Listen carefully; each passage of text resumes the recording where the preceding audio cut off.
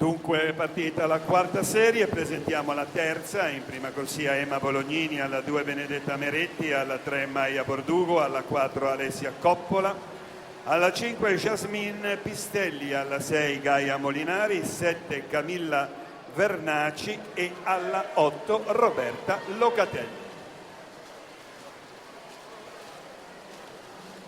Ma concentriamoci su questa prima frazione di gara che va a concludersi, e si conclude con Chiara Paridissitto che sigla 34,06 nella sua scia alla 2 Biagioni, Bulgarelli, Ferrero, Speri, Stefanutto, Guariso e Corsini.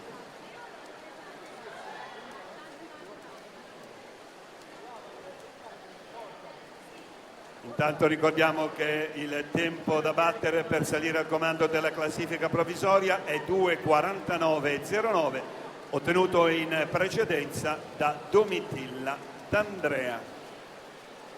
Si va a concludere la frazione dorso, quindi i primi 100 metri se ne vanno in archivio e ci vanno con l'1:16,55 siglato da Chiara Maria Pradissitto.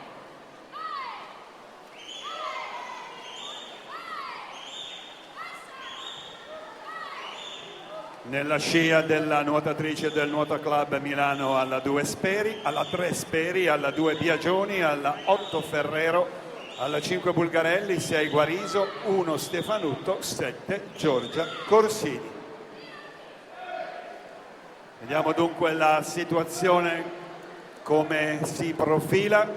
In corsia 3 Sara Speri, probabilmente in virtù di una sua maggiore propensione nello stile rana, si è portata al comando, 55 centesimi di vantaggio che lei ha messo in cascina nei confronti di Chiara Maria Pradissitto.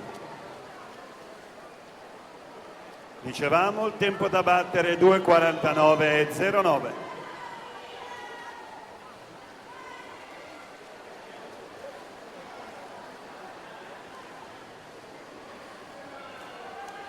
Ed eccoci alle battute conclusive di gara.